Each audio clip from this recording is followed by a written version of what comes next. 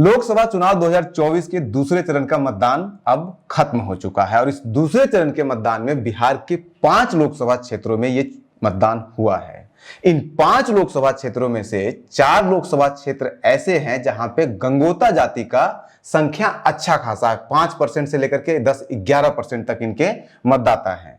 5 जो लोकसभा क्षेत्रों में आज मतदान हुआ है उसमें से पूर्णिया, कटिहार, किशनगंज, भागलपुर और बांका है। इसमें से बांका को अगर आप छोड़ दें तो बाकी 4 जो है उन चारों में गंगोटा जाति के लोग हैं, अच्छे खासे यहाँ पे इनके पॉपुलेशन है, यहाँ पे इनके मतदाता अच्छे खासे हैं। और उसमें से भी सबसे ज्यादा गंगोता जो है वो है भागलपुर लोकसभा क्षेत्र में और उसके बाद दूसरे नंबर पर है पूर्णिया लोकसभा क्षेत्र में। अब इसमें आप आ जाइए कि जो पूर्णिया है वहां पे गंगोता जाति के भीमा भारती हैं जो पहले जेडीयू में थी, अभी आरजेडी में चली गई है। दूसरी तरफ जो भागलपुर है, भागलपुर लोकसभा क्षेत्र में जो गंगोता जाति के उम्मीदवार हैं वो जेडीयू के हैं। यानी कि कह सकते हैं आप कि 6 महीना पहले तक ये दोनों उम्मीदवार जो गंगोता जाति के हैं ये दोनों जेडीयू में थे। और इसके पीछे एक लंबी कहानी है, वो लंबी कहानी मैं आपको बताऊंगा क्यों गंगोता जाति के लोग जेडीयू और नीतीश कुमार के सपोर्टर थे। अब इसको यह समझने की जरूरत है कि पूर्णिया लोकसभा क्षेत्र में जो लड़ाई है वो गंगोता और यादवों के बीच में है। भागलपुर में इस बार लड़ाई जो है वो है भूमिहारों और गंगोता के बीच में, क्योंकि जो बीमा भारती है आरजेडी की तरफ से उम्मीदवार वो गंगोता जाति से आती हैं, जो पप्पू यादव है वो यादव कम्युनिटी से आते हैं। उसी तरह से भागलपुर में आप आइएगा तो अजीत शर्मा जो महागठबंधन के उम्मीदवार हैं वो भूमिहार से आते हैं और जो जेडीयू की तरफ से हैं मंडल वो अजय कुमार मंडल वो गंगोता जाति से आते हैं। तो ये अपने आप में एक विरोधाभास उत्पन्न कर रहा है कि एक भागलपुर है जहां पे आरजेडी जिनके बारे में कहा जाता है, महागठबंधन जिनके बारे में कहा जाता है कि वो सामंत विरोधी हैं, वो अपर कास्ट विरोधी है, उसने एक अपर कास्ट एक जमींदार को टिकट दिया है और जो उनके खिलाफ है उस जमींदार कैंडिडेट के, उस अपर कास्ट भूमिहार के खिलाफ जो कैंडिडेट है वो एक अति पिछड़ा है, गंगोता जाति से है। दूसरी तरफ पूर्णिया में जहां पे कि जो यादव हैं वो लड़ रहे हैं गंगोता जाति के खिलाफ, पप्पू यादव। तो आखिर ये अंतःविरोध क्यों है? अंतःविरोध इसलिए है क्योंकि गंगोता जाति की जो लड़ाई है, कम से कम 200 सालों का संघर्ष का इतिहास है इनका, और उनकी लड़ाई किसी जाति से ना होकर के जमींदारी वर्ग से हुआ करती थी और उसका 200 सालों का कम से कम इतिहास है। दरअसल गंगोता जाति के जो लोग होते हैं वो कोई भी नदी हो, खास करके भागलपुर में गंगा नदी है और पूर्णिया जिले में महानंदा नदी है, इन नदी के किनारे की जो जमीन होती है उस जमीन पर गंगोता जाति का लोगों का बसावट होता है। कहा यह जाता है कि गंगोता जाति के लोग जो नदी के किनारे जो जमीन होती है, जो 6 महीने पानी में डूबा होता है, 6 महीने वो वहां पे रेत वगैरह या उपजाऊ जमीन भी होती है वो बंजर होती थी, उस पर कोई कुछ नहीं करता था। तो गंगोता जाति के लोग यहाँ पे आके बसे और वो आकर के यहाँ पे खेती करते थे 6 महीने के लिए। फिर 6 महीने के लिए और भी नाव भी ये चलाते हैं। आपको भागलपुर में ज्यादातर जब गंगोता जाति के लोग मिलेंगे वो आपको नाव चलाते हुए मिलेंगे, मछली भी ये लोग मारते थे। तो वहां के जो जमींदार कम्युनिटी है, पूर्णिया में जो जमींदार कम्युनिटी है वो यादव है। सबसे बड़े जमींदार पूर्णिया में आपको मिलेंगे पप्पू यादव खुद। एक टाइम था उनके पास, वो खुद कहते हैं कि उनके पास 500-500 बीघा जमीन हुआ करता था, एकड़ जमीन होती थी। आज के डेट में भी उनके पास 200-250 एकड़ जमीन कम से कम जरूर है। पूर्णिया लोकसभा क्षेत्र में किस तरह से जमींदारों के खिलाफ गंगोटा ने संघर्ष किया था उसका भी एक उदाहरण और आप लीजिए कि जो अजीत सरकार थे वो उस गंगोटा जाति के लिए लड़ाई लड़ रहे थे, वो जमीन की लड़ाई लड़ रहे थे और उनको मारने का जो आरोप लगा वो पप्पू यादव के ऊपर लगा था। तो ये भी एक फैक्ट है जिसे इतिहास में दर्ज किया गया है और उसका एक रिश्ता है इस लोकसभा चुनाव से भी और गंगोता जाति किसको वोट करेगी इससे। उसी तरह से भागलपुर में जो जमींदार है वो दरभंगा महाराज का एरिया था, तो वहां पे भूमिहारों का गढ़ था। अजीत शर्मा खुद एक भूमिहार हैं जो कांग्रेस की तरफ से कैंडिडेट हैं, महागठबंधन की तरफ से कैंडिडेट हैं।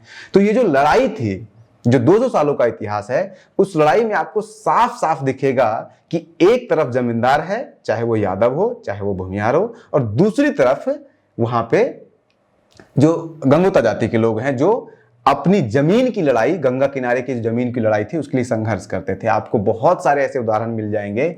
ऑस्ट्रेलिया में एक यूनिवर्सिटी है, वहां पे एक पीएचडी इसके ऊपर लिखा गया है जमगोटा पे, उसको पूरा पढ़ेंगे पीएचडी तो बहुत सारे उदाहरण उसमें दिए हुए हैं कि कैसे वहां पे संघर्ष हुआ है पिछले 200 सालों के दौरान। आपको मैं एक दो उदाहरण इसमें देता हूं संघर्ष का जो इतिहास है उनका। उदाहरण के लिए आप 1942 ले लीजिए। 1942 में 4 सितंबर 1942 को भागलपुर का जेल तोड़ो या जेल ब्रेक कांड हुआ था। उस जेल ब्रेक कांड में अगर आप जाति के हिसाब से देखेंगे तो वो वही संघर्ष दिखाता है उस जेल ब्रेक कांड में जो आज भी 2024 के लोकसभा चुनाव भागलपुर लोकसभा क्षेत्र से हो रहा है। उसमें ऐसे है कि जो लोग जेल को तोड़ रहे थे उसमें से 3 सबसे प्रमुख नाम थे और उन 3 नामों में से एक चमार थे, एक पासवान थे और एक गंगोता थे। जो चमार थे उनका नाम था भगवान दास, जो पासवान थे उनका नाम था कैलाश दुसाद और जो गंगोता जाति से नाम था उनका नाम था प्रभु गंगोटा। और जो जिनके खिलाफ ये जेल तोड़ा गया, जो अधिकारी वहां पे थे अंदर जेल के अंदर, जिनके साथ जिनको मारपीट किया या उनको मारपीट करके वो लोग तोड़ करके भागे, वो बड़े इंटरेस्टिंग है। उसमें से एक आपको मिलेंगे भूमिहार, एक उसमें से ब्राह्मण है, एक उसमें से बनिया है और एक उसमें से मुसलमान है। और यही 4 जाति भागलपुर लोकसभा क्षेत्र में दबंग की जाति मानी जाती है।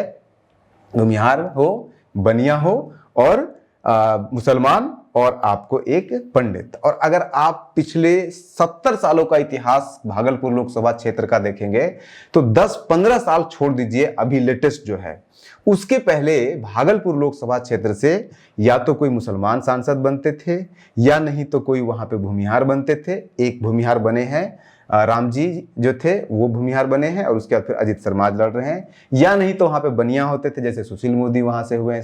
मुसलमान में आपका शाहनवाज हुसैन बड़े नाम है, या नहीं तो फिर वहां पे बनिया मुसलमान या नहीं तो फिर भूमिहार, यही लोग वहां पे बनते थे, ज्यादातर बनिया होते थे।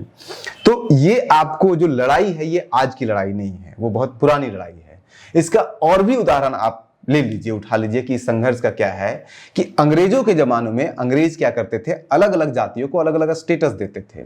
किसी को वॉरियर कहते थे, जैसे कि राजपूतों को वो वॉरियर कहते थे, किसी को वो क्रिमिनल ट्राइब कहते थे या क्रिमिनल जातियां कहते थे।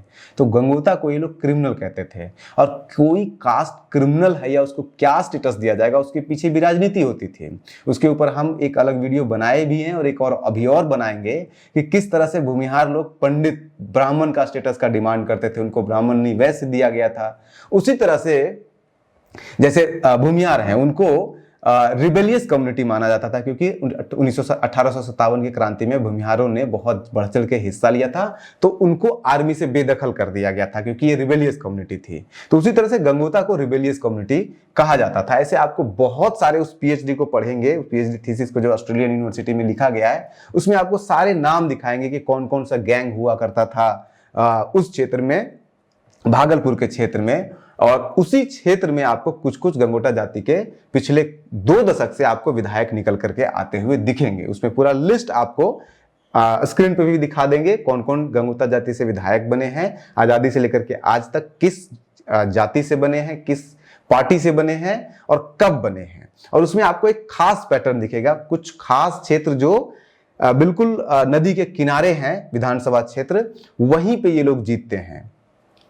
तो ये एक इंटरेस्टिंग इसका आपको फैक्ट दिखेगा। और इस बार लोकसभा चुनाव में भी वही संघर्ष साफ साफ दिख रहा है, कम से कम पूर्णिया और भागलपुर दोनों लोकसभा क्षेत्रों में।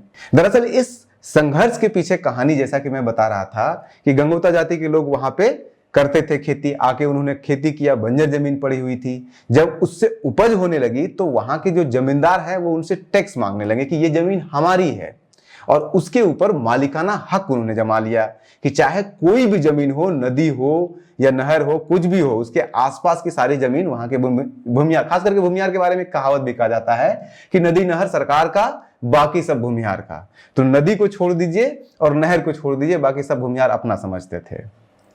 लेकिन यहां पे गंगोटा जाति के संघर्ष में आपको यह दिखेगा कि नदी और नहर को भी भूमिहारों ने नहीं छोड़ा था। क्यों? नदी के जो किनारे वाली जमीन है उस पर तो अपना ये कब्जा बता ही रहे थे गंगोता जाति के संदर्भ में। उसके साथ साथ जो गंगा नदी है उस नदी के अंदर जो पानी बहता था उस पानी के ऊपर भी ये लोग एकाधिकार रखते थे कि इस पानी में तुम नाव चलाओगे तो टैक्स देना पड़ेगा, इस पानी में तुम मछली मारोगे तो टैक्स देना पड़ेगा, इस पानी को तुम अगर इस्तेमाल करोगे अपने खेतों में तब भी तुम्हें टैक्स देना पड़ेगा, रेत उठाओ तब भी टैक्स देना पड़ेगा। आज के डेट में गंगा नदी का रेत का एक पूरा माफिया फैला हुआ है और वो माफिया का बहुत लंबा संघर्ष है। आप मोकामा टाल का देख लीजिए, मोकामा टाल में गोप यानी कि यादव है और भूमिहारों के बीच में झगड़े होते थे। जो आपका भागलपुर क्षेत्र में जाएंगे तो भूमिहारों के बीच में और गंगोता के बीच में होता था ये संघर्ष। तो ये जो इलेक्शन 2024 में आपको रिफ्लेक्शन दिख रहा है इस लोकसभा क्षेत्र 2 पूर्णिया में और भागलपुर में, ये रिफ्लेक्शन है उस ऐतिहासिक संघर्ष का जो आपको साफ साफ दिख रहा है इस बार भी। अब अभी जो पिछले 2 दशक से गंगोता जाति का पॉलिटिकल राइज हुआ है, खास करके टोटल विधायक अगर आप देखेंगे पूरे इतिहास में आज से लेकर के पिछले आजादी से लेकर के अभी तक, खास करके गंगोता जाति से पहले जो सबसे पहले विधायक बने हैं वो सबसे पहले विधायक यहाँ पे बने हैं 1959 में और वो बने थे एसडीएच पार्टी से। उसके बाद सीधे 90 में बनते हैं। तो बेसिकली 90 से ही इनको कह सकते हैं और 90 में ये कांग्रेस से बनते हैं, एक आध छिक्का, एक 90 में बनते हैं, 2 90 में बनते हैं, 2 95 में बनते हैं, 2 2000 में बनते हैं। लेकिन 2005 में ऑल ऑफ सडन इनका राइज होता है और ऑल ऑफ सडन राइज का ये होता है कि 2005 में इनके 5 विधायक बन करके आते हैं। उसके बाद फिर 2010 में भी इनके 2 बनते हैं, 15 में भी इनके 3 बनते हैं, उसके बाद फिर इनके 19 में लोकसभा सांसद भी बनते हैं, 14 में भी बनते हैं और 19 में भी बनते हैं। अब इन सभी एमएलए और एमपी का प्रोफाइल चेक करेंगे और उनका पार्टी के साथ एफिलिएशन चेक करेंगे तो आपको एक रिलेशन दिखेगा। टोटल जितने भी विधायक बने हैं उसमें से 10 विधायक सिर्फ अकेले जेडीयू से बने हैं, बीजेपी से एक भी नहीं बने हैं और एक एमपी जेडीयू से बना है। आरजेडी से 4 मात्र विधायक और एक एमपी बना है, एमपी जो 2014 में बने थे, यही भागलपुर से। और 2019 का आप देखिए कि भागलपुर लोकसभा क्षेत्र में गंगोता जाति का कितना प्रभुत्व है, इसका उदाहरण आप इसी से अंदाजा लगा सकते हैं कि 2019 के इलेक्शन में जेडीयू और आरजेडी दोनों ने गंगोता जाति के उम्मीदवार को ही अपना कैंडिडेट बनाया था। एक शैलेश कुमार मंडल उर्फ बोलो मंडल इन्हें कहते हैं और एक अजय कुमार मंडल जो अभी भी सांसद है वो जीते थे। तो उनका प्रभाव आप इस तरह से देख सकते हैं। और इसमें क्यों जेडीयू की तरफ गया गंगोता जाति, उसके पीछे भी कहानी है। जाति के हिसाब से अगर आप देखेंगे तो 1990 में जो 2 बने थे उसमें से एक जनता पार्टी का था, एक जनता दल का था। 95 में जो 2 बने उसमें से एक जनता दल, एक जनता पार्टी से। 2000 में जो बने उसमें एक आरजेडी से, एक इंडिपेंडेंट बने हैं। उसके बाद फिर 2005 में जो 5 बने हैं उसमें से 3 आरजेडी से और उसके बाद फिर 2 जेडीयू से। यहां से टर्न लेता है जब सरकार बनती है तो जिस तरह से नीतीश कुमार ने बहुत सारे ऐसे कम्युनिटीज हैं जो सपोर्टर थे आरजेडी के, उनके वोट को अपनी तरफ खींचा और उसको खींचने के लिए बहुत सारे हथकंडे से महादलित बनाया गया, अति पिछड़ा बनाया गया। अति पिछड़ा का पूरा बहुत बड़ा चंक आज आरजेडी इसके पास, जेडीयू के पास है। तो उसी में इन्होंने गंगोता को भी सबसे पहले इन्होंने अति पिछड़ा में शामिल कराया। उसके बाद फिर 5 साल पहले एसटी में भी इनको शामिल करा दिया है। नीतीश कुमार ने रिकमेंडेशन भेजा सेंट्रल गवर्नमेंट ने अप्रूव किया। हालांकि अभी जो सेंट्रल लिस्ट है उस सेंट्रल लिस्ट में ये लोग अभी भी ओबीसी में आते हैं, लेकिन यहाँ पे इनको माना जा रहा है कि ये लोग एसटी के स्टेटस के लिए डिमांड कर रहे थे बहुत लंबे समय से। इनको 2019 में उस समय दे दिया गया था और कहते हैं कि उसी आधार पर ये नीतीश कुमार जीत भी रहे हैं, लगातार उनसे उनका सपोर्ट भी मिल रहा है। क्योंकि 2015 का अगर आप देखेंगे तो 15 के इलेक्शन में एक भी आरजेडी का गंगोता जाति का विधायक नहीं मिलेगा, जबकि आरजेडी और महागठबंधन एक साथ लड़ी थी नीतीश कुमार सब लोग मिलकर। 10 में भी दोनों के दोनों जो कैंडिडेट हैं जो जीते हैं वो दोनों के दोनों आरजेडी से, इसके जेडीयू से हैं। 15 में भी वही हैं, 14 में एक जीते हैं, 20 में जो हुआ है 20 में भी दोनों के दोनों विधायक वहीं से हैं। आरजेडी के पास आज के डेट में 2 जो लीडर हैं वो गंगोता जाति से हैं। एक शैलेश कुमार जो बोलो मंडल हो गए, शैलेश कुमार या फिर बोलो मंडल उनको जिनको कहते हैं, और दूसरा बीमा भारती। और ये बीमा भारती भी पहले जेडीयू में थी, हालांकि बहुत पहले 2000 में ये आरजेडी में थी। फिर उसके बाद जब से ये आई तो यहीं पे थी। अभी जस्ट 2 महीना पहले, 3 महीना पहले वो फिर से 2 महीना पहले वो फिर से गई है आरजेडी में चुनाव लड़ने के लिए। तो इस तरह से अगर आप पूरा इतिहास इस कम्युनिटी का देखेंगे तो इसमें साफ साफ दिखता है कि इस लोकसभा क्षेत्र के दूसरे चरण में गंगोता जाति का बहुत इंपॉर्टेंट रोल था जो किसी ने नोटिस नहीं किया।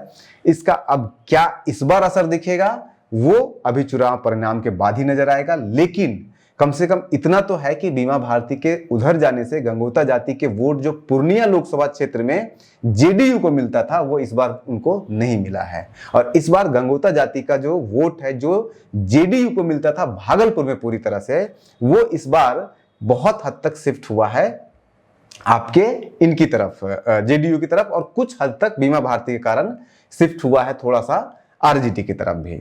बने रहिए न्यूज हंटर के साथ, हम आपको बताते रहेंगे पीछे की खबरें, खबर के पीछे की खबरें। नमस्कार।